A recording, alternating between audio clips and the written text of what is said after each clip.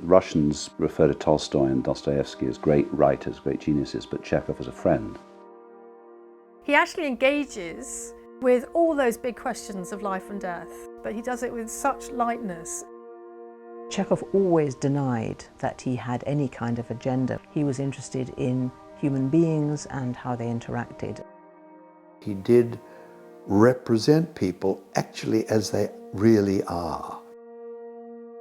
It's as if he's examining the sort of eternal questions of love and of death and of life in the space of a raindrop.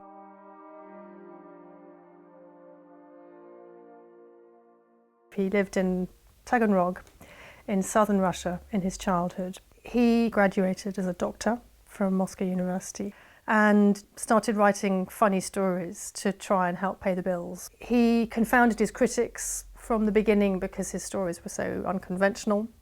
He also started writing plays in the late 1880s. He had a kind of success with Ivanov, which was his first proper staged play. Chekhov lived a fairly short life, 44 years. He packed an awful lot into it. He spent the last 5 years of his life based in Yalta. And that's where he wrote the last great plays, Three Sisters and The Cherry Orchard, and then a couple of his greatest short stories. What Chekhov puts his finger on so brilliantly in all his last plays is the slow decline of this group of people who are being ousted from their houses and their homes and their comfortable positions.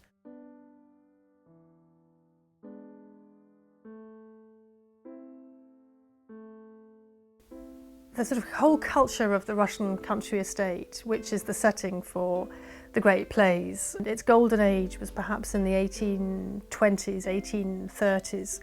There was something beautiful about them because in the middle of the Russian steppe there would be this classical mansion and there was a little sort of pool of culture in the middle of nothingness.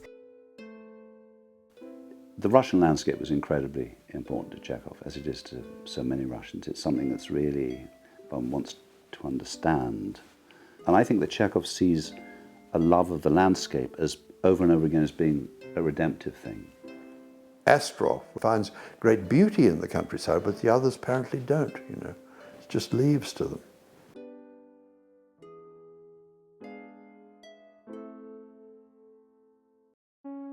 Endlessly they're saying, Moscow, Moscow, we must go to Moscow. Well, I think everybody feels that. But if you're, as the Three Sisters were, way out in some small town with an army garrison, then in your mind you idealize what Moscow must be like. These are not members, as it were, of the aristocracy. They are people who belong to the lower ranks of the gentry. They are not extremely wealthy. They're certainly not powerful or influential in the world. That's what his plays are mostly about people feeling that real life is just out of reach, and the realization of their own lives is just out of reach. It was a way of life that was destined to die because it was built on sand. I mean, the people who enabled it to function were the serfs, and when the serfs were emancipated in 1861, obviously people lost their livelihoods and these beautiful country estates started to fall into decay and people became impoverished and abandoned them.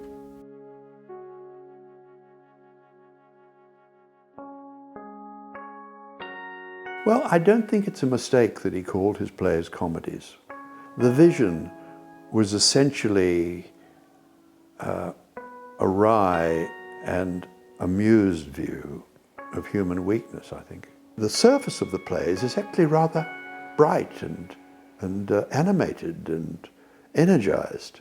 Audiences can't have known what to make of it, and in fact the reaction to some of the early plays is quite resentful, particularly The First Night of the Seagull, because it was as if a trick was being played on the audience. They didn't know what was to be taken seriously and what was funny, and that's he redefined all those terms. Stanislavski and his partner Nemirovich Danchenko decided to found a new theatre, and Chekhov turned out to be the ideal author for them. What Stanislavski enjoyed in Chekhov's writing was the fact that, as he once put it, the main meaning of the text is not by any means carried just by the words. It's very often carried by what happens between the words.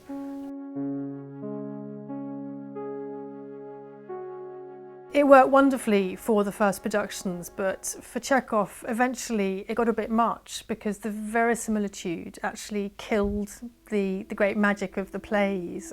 Chekhov actually was moving increasingly towards the abstract. It seems that he was going into something more expressionistic, and you can already see that in the Cherry Orchard. If you look closely at Lopakhin's Facts and Figures, it's a vast, vast area, impossibly big, bigger than any cherry orchard perhaps can be imagined to be. He had this vision of a sea of white, he says, and cherry trees in bloom, and the branch of a cherry tree coming through the window into the house, and girls in white dresses. It's almost an hallucination he has of this white landscape. Then Ranevsky sees for a moment her dead mother moving around in the orchard, just for a second. Trofimov sees the souls of Russia's suffering peasants in the trees. These are all things which is, suggest something which is, something more than real.